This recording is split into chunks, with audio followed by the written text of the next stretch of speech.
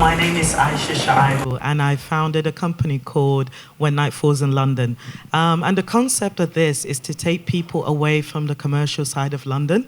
When people Google the gay scene in London or lesbian bars, you always get those hits that I feel like doesn't represent all of the London queer community. So the concept is to take you away from that and to fully immerse you into London nightlife scene, where you can get to meet the locals, you can party with them, you can learn from them, and also to fully have a more authentic side. And I started this because when I travel, I didn't feel safe going out at night. There was a lot of things to do during the day, but at night it was a lot more it was limited. And that's why I started it, because I wanted to feel safe when I went out, and I also wanted to truly experience what the gay nightlife scene was like. And that's pretty much why. Thanks, Aisha. Romey, what about you? I'm Romey. I'm head of communications at a full-service agency called Elemental. And what that means is I like to say I make people happy. So I like to make people happy by educating people about different destinations that we represent. So from public relations to influencer marketing to social media, I love just sharing my experiences with travel, and I get to do it for work, which is a benefit. And I swear Thailand's not paying me to say this, but one of the clients that I love working with is Thailand, because I get to explore my own heritage, and I also get to explore my sexual identity by working on a client like Thailand. So yeah, that's my background. Brilliant. Thank you, Romey. Francesco. My name is Francesco Kelly, Zugaro, and I founded Aqua Expeditions 11 years ago. I'm Italian-American. I live in Singapore, but I created this company because I wanted to obviously explore these soft adventure destinations around the world that I fell in love with personally. I wanted to showcase them to you and your clients. And looking around the room today, I'm impressed by the number of our top clients and agents that are here today. And obviously, it confirms that we're doing something to make them feel welcome and at home. But we've created something that's unique because whilst we are in the cruise space, I'm obviously in the experiential small ship expedition space, because our cabin vessels are 15 to 20 cabins. They're in relatively soft adventure destinations in the Amazon and Peru, in the Mekong in Cambodia and Vietnam. And now we just announced last month our first Explorer yacht into Indonesia, Komodo, Raja Ampat, and the first FIT product visiting the Spice Islands in the Banda Sea. But I created something that, as you all know, is kind of my philosophy of making people and your guests feel at home. I've created something that these labors of love of these vessels are custom designed. The destinations are vetted by me personally, because I move out to these countries, scout the destinations, and create something I think is quite unique. And for the last 11 years, we've been catering to your guests for some incredible experiences that we delivered. And I look forward to welcoming them in the future. No? We joined IGLTA about a year and a half ago to obviously become more inclusive and more sort of involved in the space. We've organized fam trips. We've had people come into, and Ilan, who's in front of me here, came into our sales call center in Lima and trained my staff, obviously, to cater better to the audience. And we're trying to do our bit. But at the end of the day, it's my staff that makes them feel welcome. And I think I've done that successfully. So thank you. Thank you. And Paul, tell us about Visit Britain. Sure. So my experience, I'm going to age myself, but I'm a daddy, and that's and people were hearing about bears earlier. So yes, this is a bear. So daddy. So I'm a daddy bear, and it's been about LGBTQ marketing probably for about 25 years.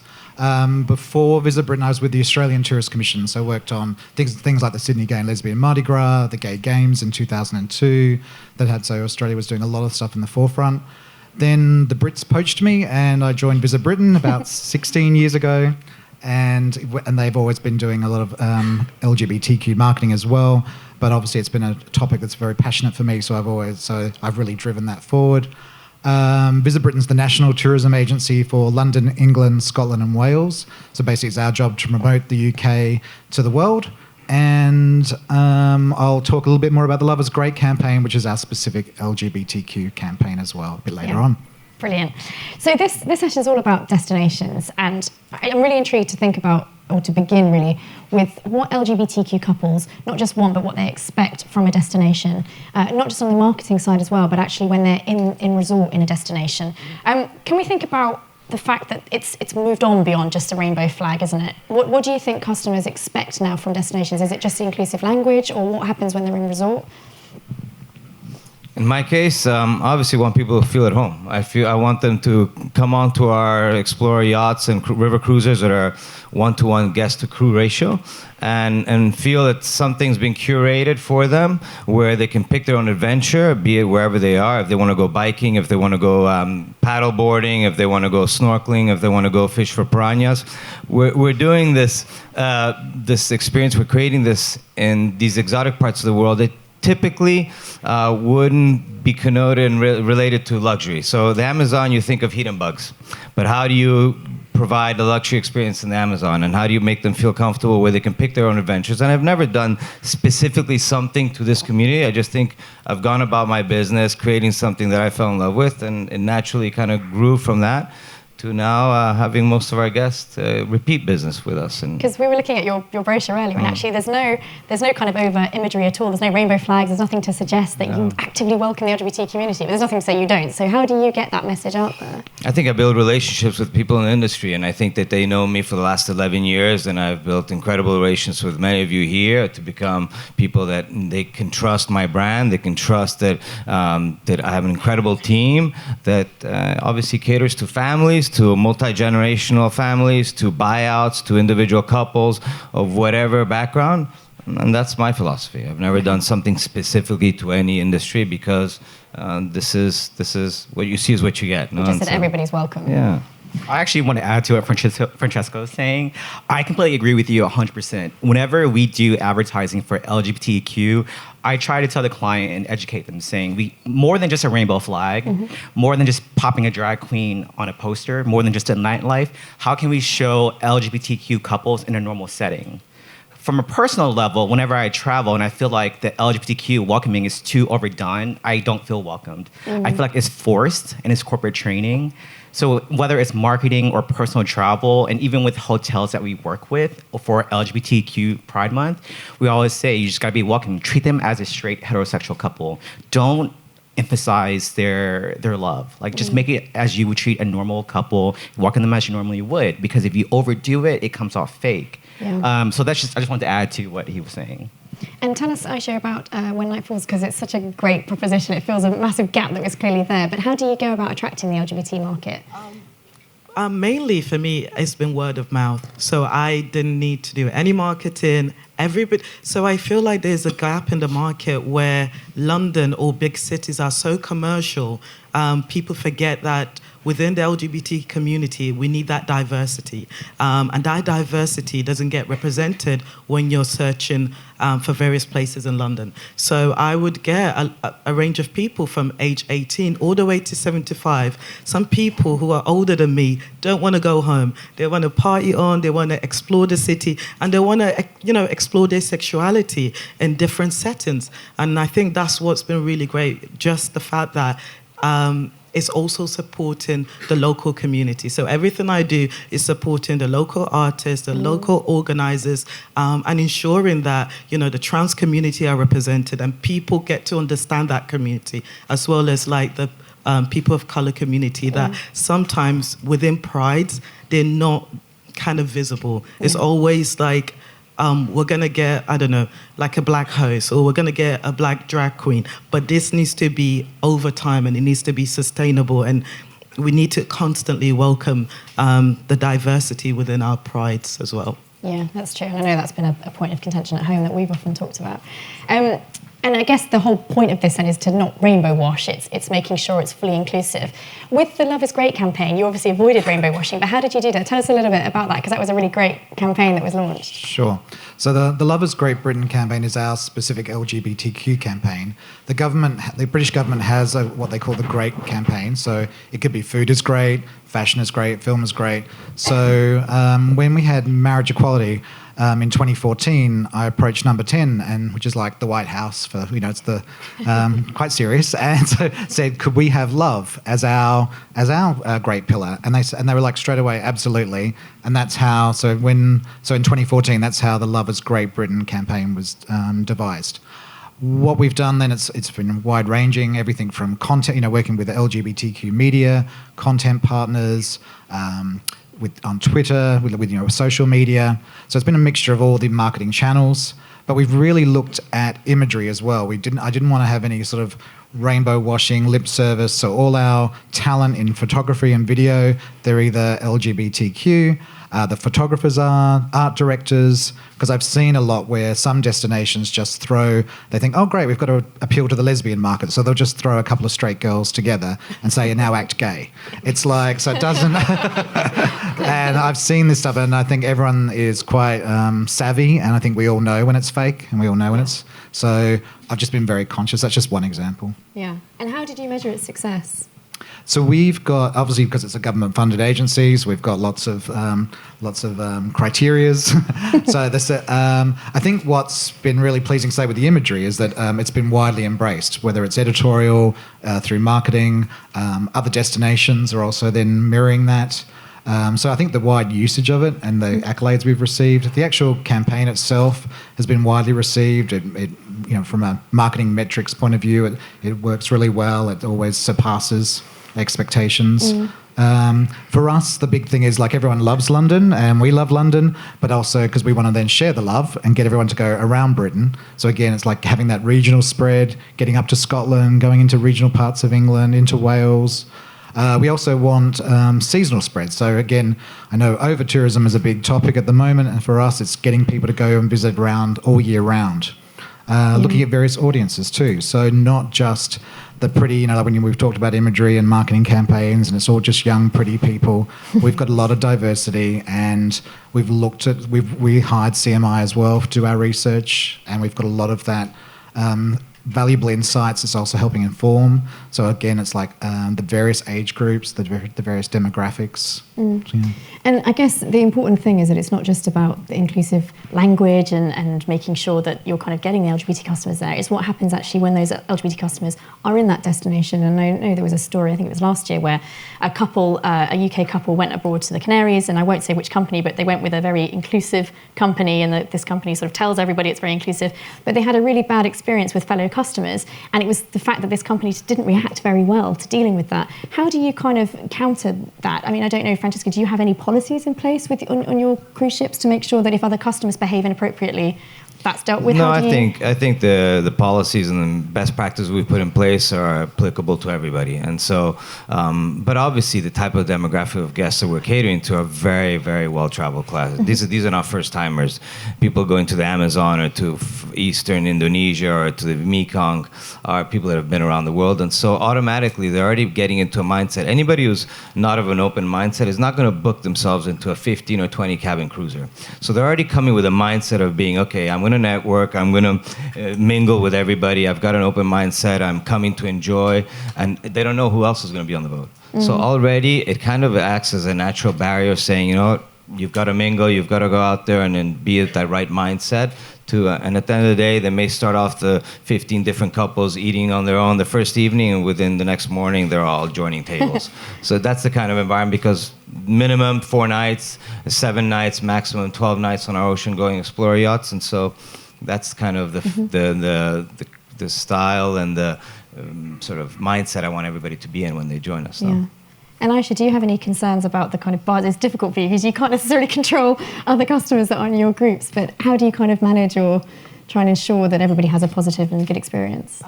I mean, I've been so fortunate. I've never had any issues, but when everybody comes on a night out with me, I don't tolerate any form of homophobia, transphobia, any form of hate at all.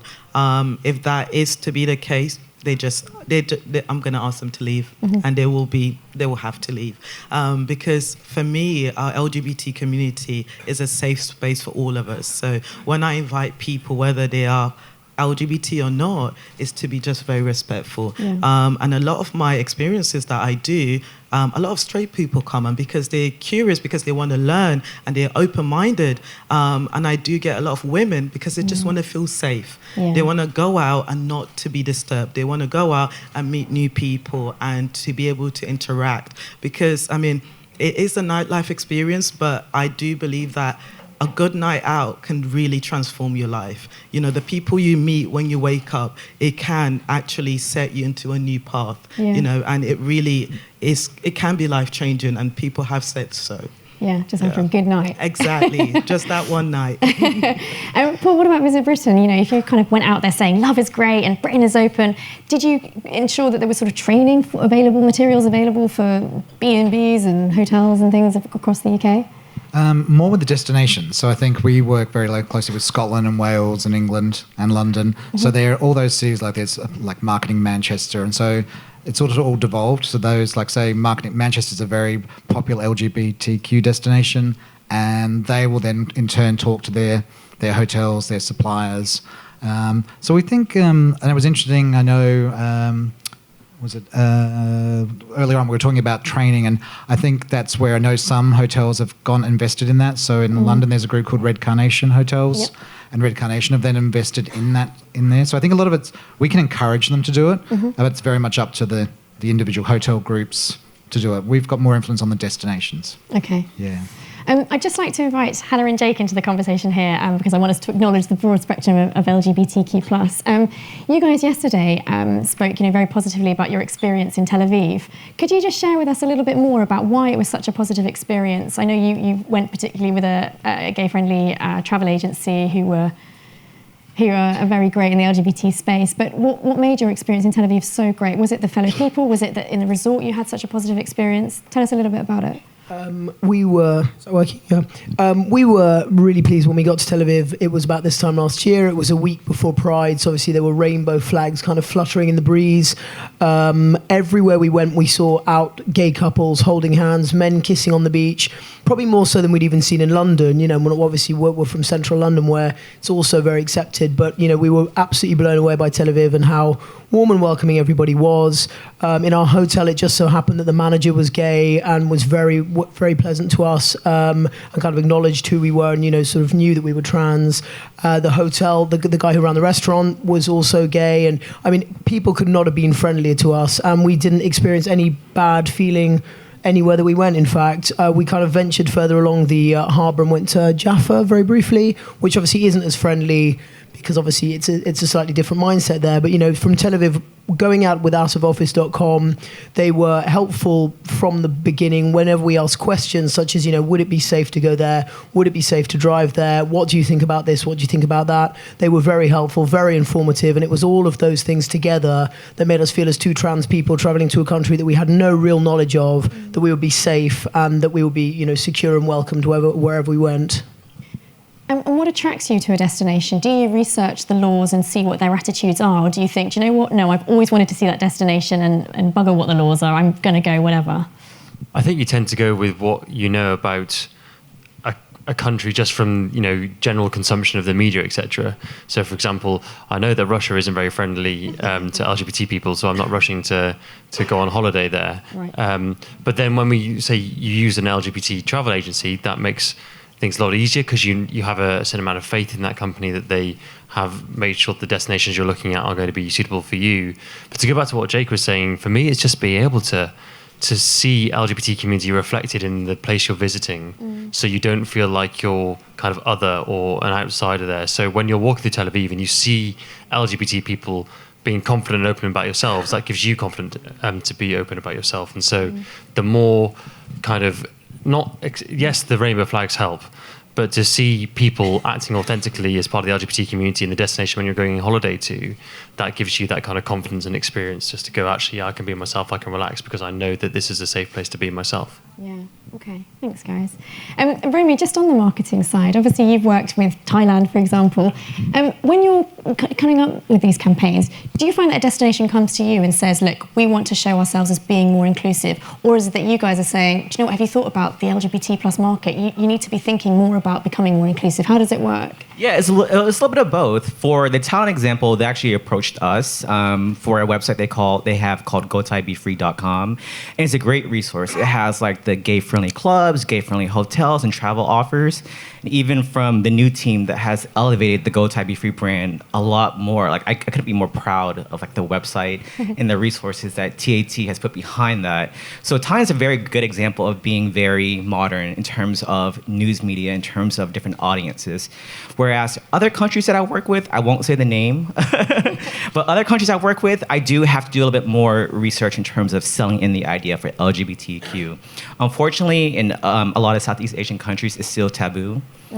So a lot of what I propose in terms of reaching the audience gets declined, only because I wouldn't say they're against LGBTQ, but more so they're not educated about the community. They still have that old set mind frame. Even with some Caribbean countries that we work with, it's similar. It's a lot of selling that we have to do to convince them to be okay. Do you try and explain the economic value? Yes. Still not there? I explain the economic value. Sometimes they're okay with it, but there's a lot of people within tourism boards that need approval. So it's not just my client contact. They have to get approval from their office and then from their headquarter office. So it's a lot of approvals that maybe our proposals get lost in translation. But again, but a country like Thailand, it's very progressive. I do champion the fact that they've been really good in this market. And again, they're not asking me to say this. It's from personal experiences and me just being really proud of the work the country has done. And the imagery that you suggest they use, I mean, I was speaking to a holiday company before and they were saying that they really wanted to use more inclusive imagery, but they were struggling to get models and that they couldn't just, like we touched on, you couldn't just get two straight men and put them together and be like, act like a couple. It just doesn't work that way. So what's your advice to destinations wanting to market and show that they are inclusive? Yeah, for any destination that we work with, we always say the people creating the story needs to be that community. If you are targeting LGBTQ, you cannot hire a cisgender, maybe straight person to tell the story. They don't know the struggles that we experience. They don't know the discrimination that we experience. So when, for example, when I tell a story about like a destination, I include personal information about it. That way it's more relatable and it's more real versus, let's say, a country just trying to jump on the bandwagon with no insight, hiring no LGBTQ community members to be part of the production or part of the storytelling. It comes off so fake, like a Shutterstock photo. Like it's really obvious. So I always push to hire people of the community that you want to target. If you're targeting lesbians, for example, you need to hire someone who is of that community to tell that story. And a mix of lesbians as well. You can't have two young Well, yeah, you can't have like two straight women who are curious. Like have a real person who has come to terms with their identity. But yeah, I always put people who you want to target, put them on the team for the production, for the storytelling, for the marketing. Your story will come off more real. Yeah, okay. And speaking on the destination side of things, Aisha, you obviously operate in London. Any plans to expand elsewhere? And what would attract you to move to another city and kind of increase the business there? So I think it's similar narrative to most people. It has to be somewhere where people are going to be comfortable. Because again, going out with all these guests, I mean, their safety is kind of paramount. So for me, I would choose probably bigger cities at the moment, like New York, Paris, places in Germany, places I know. I've been Thailand. I'm vouching for Thailand. Go Thai Be Free. It's been amazing, and we were treated really, really well. He didn't pay me to say that either. I was going to say, what's happening here? I'm actually going to go to London. I'm going to go to London, and I'm going to go on one of her experiences. So we made a deal. So it needs to be somewhere that is already welcoming. I don't mind somewhere in the Caribbean, but again, I think in order for you to do anything, you need to work very closely with the local community and to ensure especially the safety of those that you are welcoming. So you said that you obviously kind of look at what the kind of politics are of a region. Would you not go somewhere if the politics were actively, if the city might be very welcoming, but the country as a whole, the politics weren't particularly friendly towards the LGBT community? That is possible. Like, for example, so my family are from Ghana, and in Ghana, we have a really big LGBT community. But again, it's one of those places where being a gay person, being queer, is punishable by death or 14 years in prison. But yet, if you do come out with me in Ghana, you'll be fine. We'll go to all the queer events, the gay clubs, the locals, they will welcome you. They'll be so friendly. I mean, I'm not vouching for Ghana, but they are very friendly people. And again, it can be done, but it needs to be done carefully. And because, as I said, it's all about our safety. At the end of the day, we want to be on holiday, we want to enjoy ourselves, and we want to be with our partners or explore and find new partners wherever we go. I think if you're on holiday, you don't want to be looking over your shoulder. You want to be having a cocktail by the bar. Exactly. You want to get the best of that country, not the worst. Francesco, what about the destinations you operate in? Because they're a kind of mix of yeah, I mean, obviously, what drives my destinations and the way we pick them and the way I pick them is these are iconic heritage sites that everybody's got to want to go to on their bucket list. And whilst we hope that bucket list is getting checked off, it keeps growing for all of us, right? So obviously, who's never wanted to go to Machu Picchu and Cusco and then extend to go to the Amazon? So the Amazon is an iconic river of the world. I think it's on those destinations. To be able to guarantee and offer our guests the ability to see the pink dolphin in the Amazon and to do it in a nice environment and without sacrificing any of those creature comforts, that's what we created. Then when I go scouting, I spend about half my year scouting destinations around the world. It's my passion. It's what I do. I spent last year 3 weeks in Lake Kariba in Zimbabwe. I then decided on the Mekong because I wanted to showcase the Mekong. Obviously, everybody wants to go Angkor Wat and Siem Reap, but then extend to the Mekong River and see life on the river, on this iconic, Asian river, and see floating markets and do this on a comfortable speedboats. We're the only vessel in the Mekong that has a fleet of private tenders that does everything curated in groups of 4 couples, or a family of 8, or however groups mix into that group of 4 tenders. And then Komodo dragon. Obviously, it's everybody's bucket list as well. So I pick these destinations for those iconic kind of key drivers, and then create a product around that caters to the guests here. And obviously, our marketing mostly is word of mouth. Whilst we attend a lot of industry events, and we have, luckily, we've been blessed with great exposure, media and trade exposure. At the end of the day, it's referrals from our past guests. And if they obviously felt comfortable and they felt welcomed and they had a great holiday, then yes, that word of mouth will spread and help us grow our business. No? And the company is there to support guests, I guess, so it's not as if they're just sort of left alone in these destinations. No, of course, everything, we're an all-inclusive product, so obviously as long as they embark on our vessel at the given time, they're in our hands. Okay. Paul, I hate to touch it. I know this is an international audience, but I'm going to have to mention the B word. I know many Brits are exhausted by this, but Brexit, there is a lot of talk that... I know. I thought you were calling me a bitch or something. Yeah, exactly. Barbados. There has been a lot of talk that Brexit has damaged the reputation of Britain. And whichever side of the fence you're on, there is a lot of discussion that perhaps our image as a really warm and welcoming nation has been dented, and that we're not perhaps seen as inclusive and welcoming as we are. Do you see that perception? Because obviously operating from the US, and how does Visit Britain plan to counter that and ensure everybody we are open for business and we're friendly? Please come. No, it's a really good question, and obviously the B word has been going on for quite a while, and it keeps getting extended, and so there's a lot of discussions taking place. As I'm part of the government, I can't really comment too much about it, but I can tell you about from a Visit Britain perspective, and also because I'm based here in the US. So when we've actually done some research to see what people think of Brexit, and in the US, it doesn't affect anyone. It's not a consideration over here in the US or Canada. So they. Or the Americas. I think where it is, where people are most concerned is in Europe, and because that's with the UK leaving.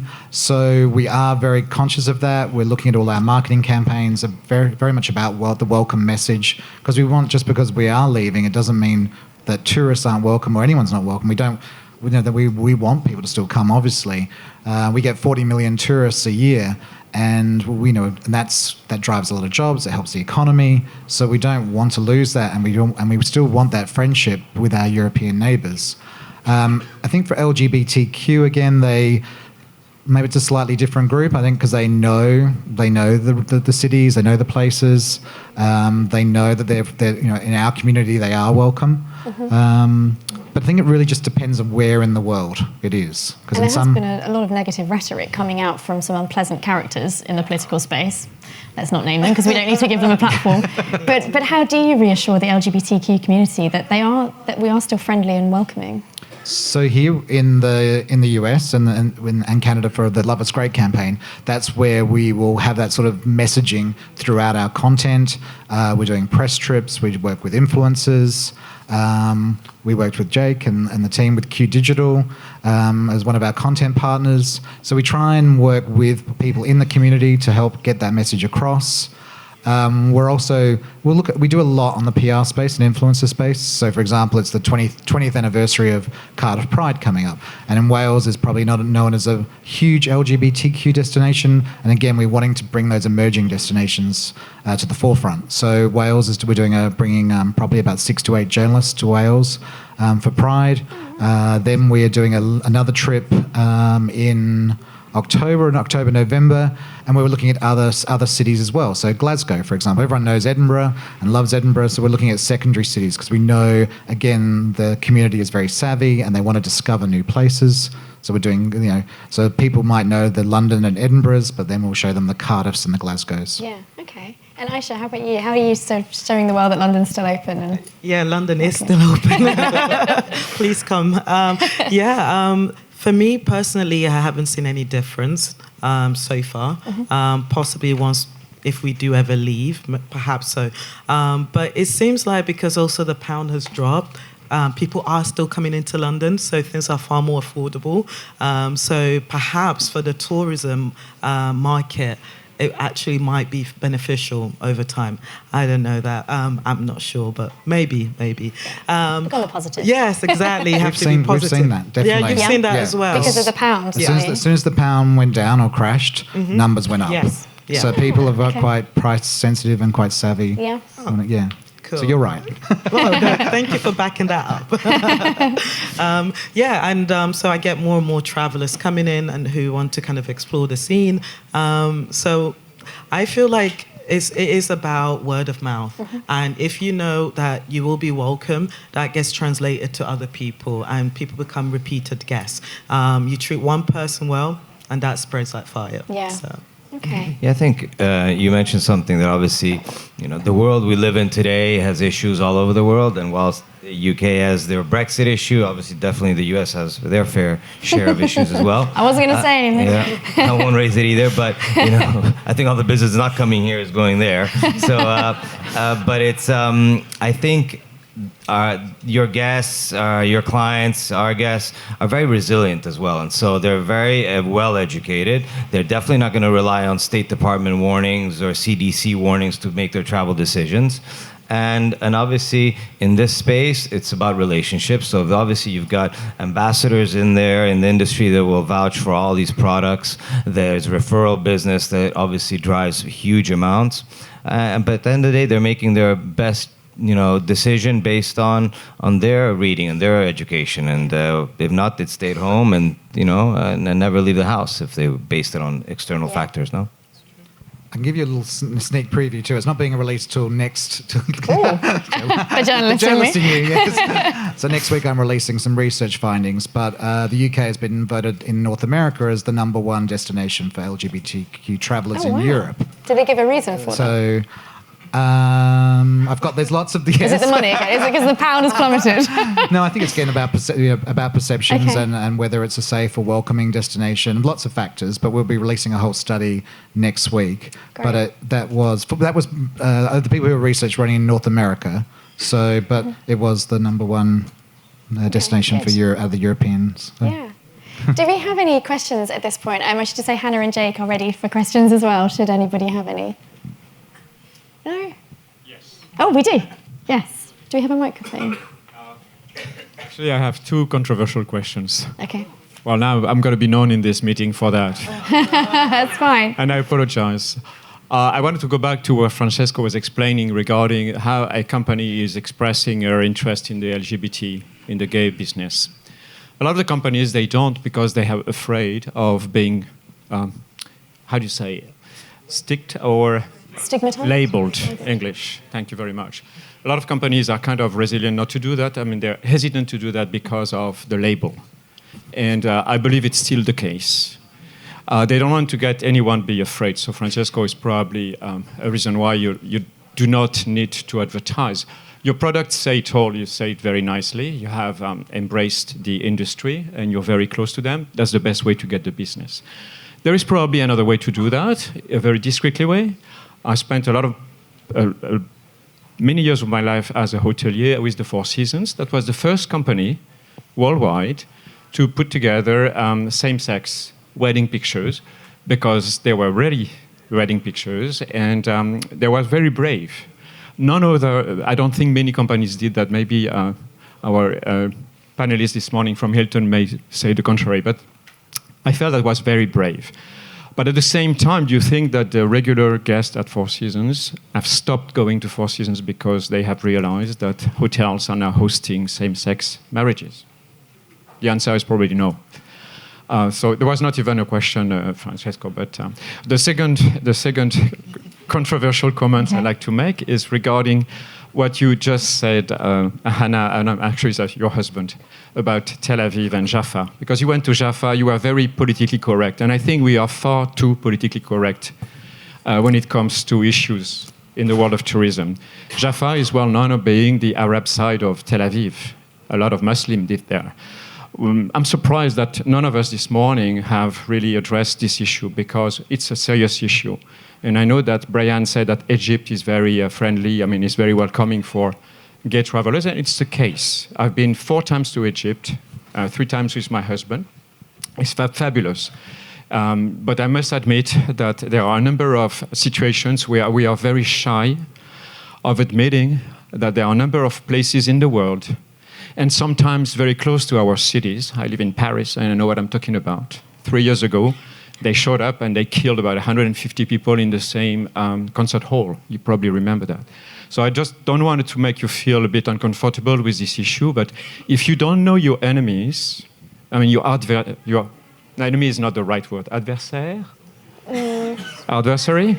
If you don't know your adversary, you're going to miss the thing. And you need to know that. And for one reason, for the respect of the people who are gay in these countries.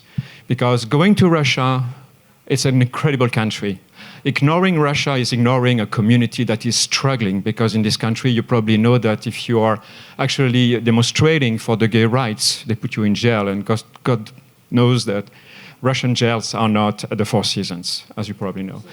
But if we don't do anything for these folks, what's the matter? What's the deal for being here and being kind to each other? We need to know that in some part of the world it doesn't work. So we need to do something for these folks, at least to visit, to support, and give them a face. And because we have decent travelers, we're decent people, we need to give them faces so they understand that we have every right to live in this planet, and we have every right to travel wherever we want. Mm-hmm. So that was not even a question. No, it's a good point.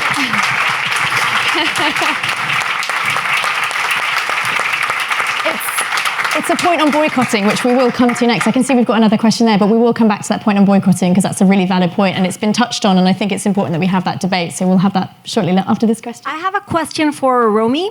I lived in Montreal for 9 years, and I think it's a great, great, great city to raise kids, because they don't see the necessity to target somebody as gay or as lesbian or as anything. They tell me, Mom, why do you have to say that this person is gay? It's like they refer to you as not gay. So I love that they grew up like that, both of them thinking in a different way. So my question for you is, like, what do you do if you believe that, and for you it's you're welcome. I'm gonna be respectful, but it's the same if you. It's like you choose whatever you want to be, and you're gonna be loved and you're gonna be accepted. But why? Like the perspective for my kids, they're like 20 and 17. I have to admit, but they get angry if I refer to somebody as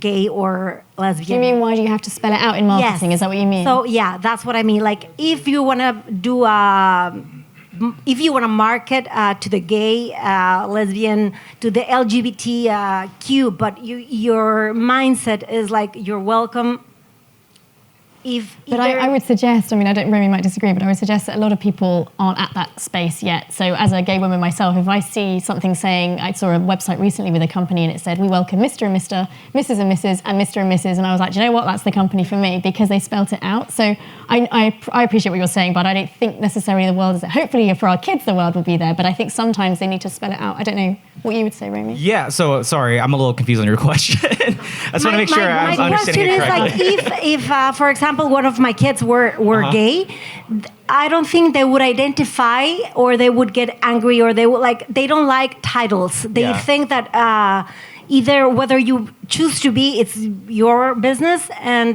nobody else's business, and you're welcome. So why spell it out in marketing? Why do you have to put a rainbow flag on everything? From the say, marketing perspective side. Like there's a community in Montreal, it's like tons of people are gay or lesbian or whatever, and nobody is like, you don't see the difference. I don't know how to explain it. No, I understand a lot better what you're trying to ask me now. But I think in terms of marketing, most brands or most companies just aren't there yet. To Sophie's point, they're just not there yet. They kind of rely on old school tactics of like spelling out, we are targeting LGBTQ, we want to get gay customers in. They just don't have the experience.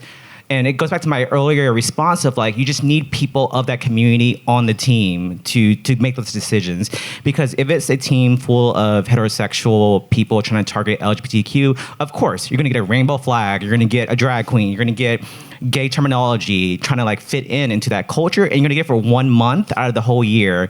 But if you have people who are LGBTQ, you don't necessarily have to put a flag on your brochure or your pamphlet or your advertising. You just know. You just have that feeling by watching a video, by watching photography, by reading the caption. It just speaks to you. So it just goes back to most brands just aren't there yet. They have to rely on the imagery as well. Yeah, it's the imagery. It's mainstream imagery. So having a specific LGBT brochure. For Exactly. LGBT. Yeah, exactly. They rely on what they know. But in terms of progressive brands, like for example, again, I'm just use Thailand for example. For Thailand, we don't necessarily say this is a gay-friendly hotel. Come here. We talk about the amenities. We talk about the friendliness, and we share reviews. So we don't necessarily call you out by the label.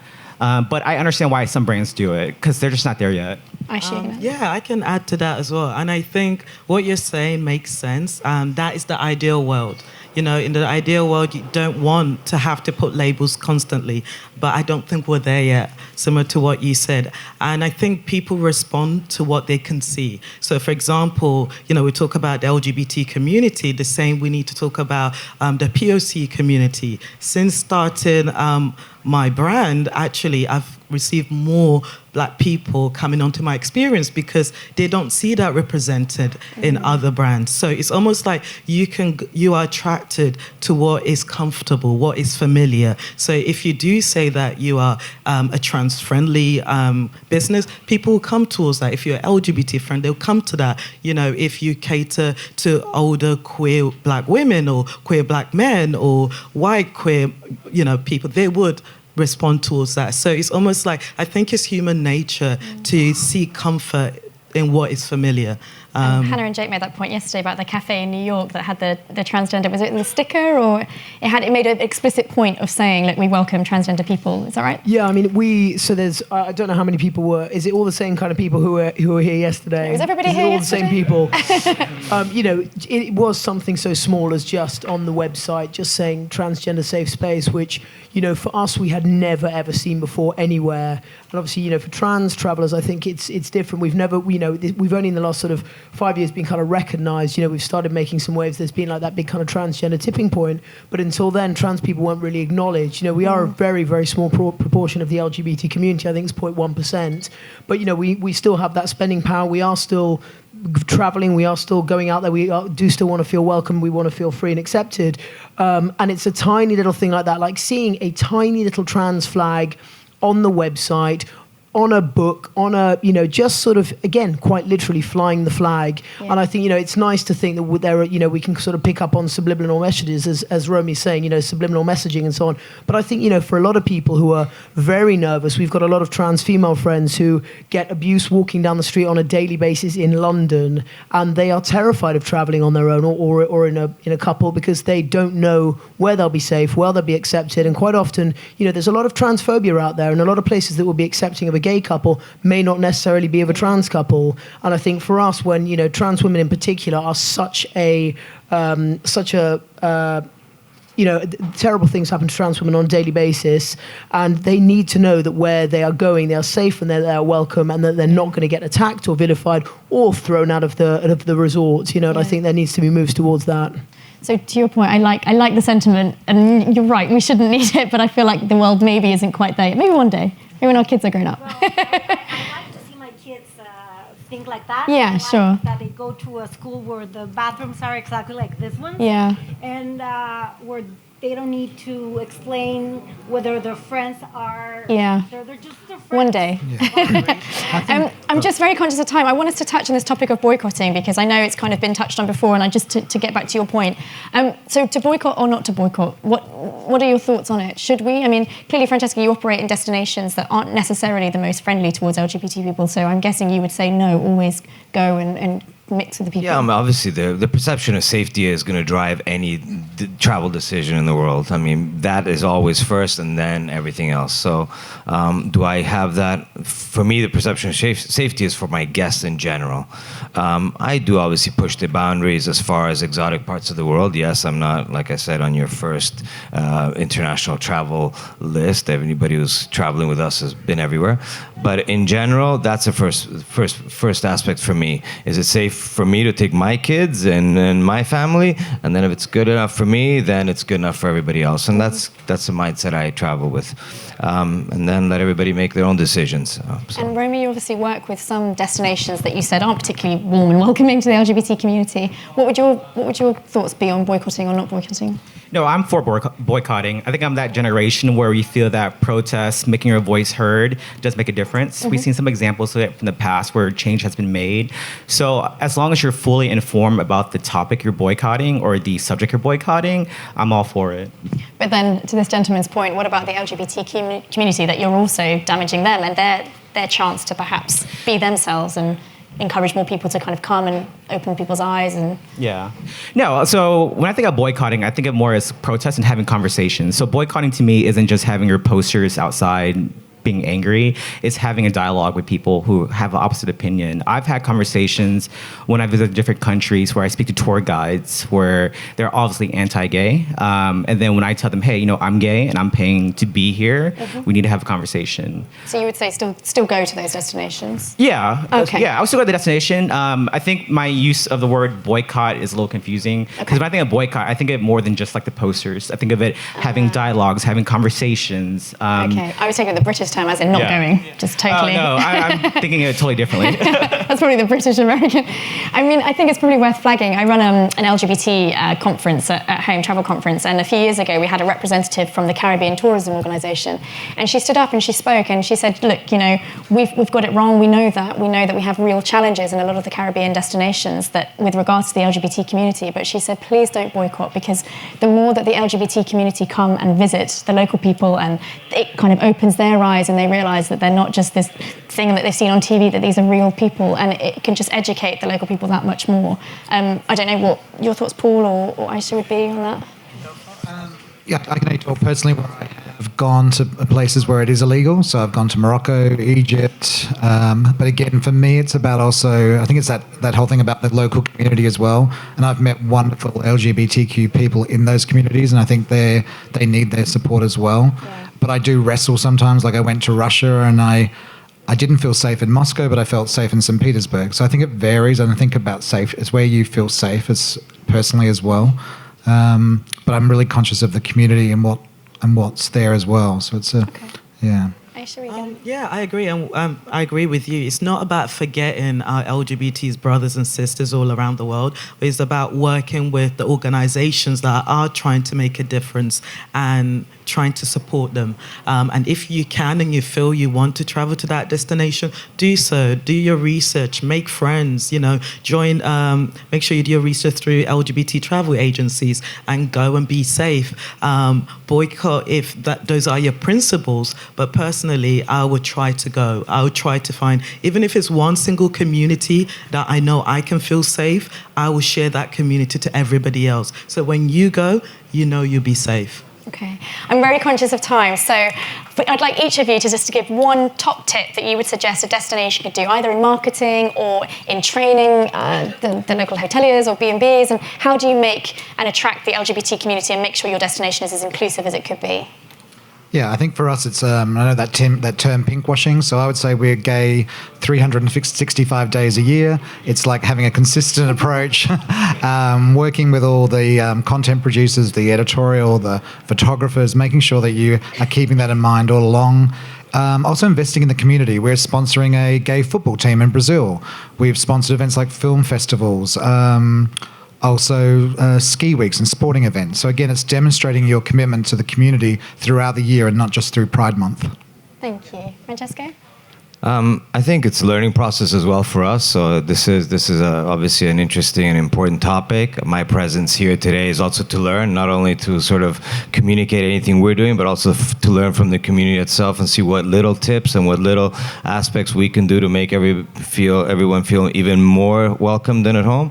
So I'm actually looking forward to taking some takeaways for myself and my team and my operation. But at the end of the day, this is a business about relationships. And if you've got that access to us and our teams and calling us and asking us, what are we doing specific in something, reach out and, ask us. I think that's all the advice I can give you, Okay. Romey? Yeah, I agree with everything Paul has said. It needs to be communication throughout the year, not just Pride Month. Because again, people can see that you're pandering to the audience when you only do it for 1 month out of the entire year. So it's constant communication. And also, again, just having people of the community on your team. That's very important. I can't emphasize that enough, where I've seen teams where they're targeting a certain community and there's no one of that community on that team. That's a big no-no for me. Yeah. And Aisha? Yeah, I have to agree with all three of them. And I think the most important thing is integration. So if you need to understand people, you need to integrate with them, speak to them and get them on board. It's the one way. And, I do get a lot of straight travelers that come on my experiences and they do want to learn. People who are straight come from India and they're like, what are you doing? Why is this society like that? They take that back because they have a better understanding. Brilliant. And Hannah or Jake, I'd love to just get a final tip from you guys as well. I would just say, try not to treat us as a one community. Treat us as a community of lots of different individuals, and recognise that we're all different, and get your values right more than anything else. Because whatever you put out from a marketing perspective, you've got to live in your culture of your destination, your business, whatever part of it you're doing. If you don't live it, don't breathe it every day of the year, then it'll always come across as disingenuous. Brilliant. Thank you so much, guys, and thank you to the panel. A round of applause for them.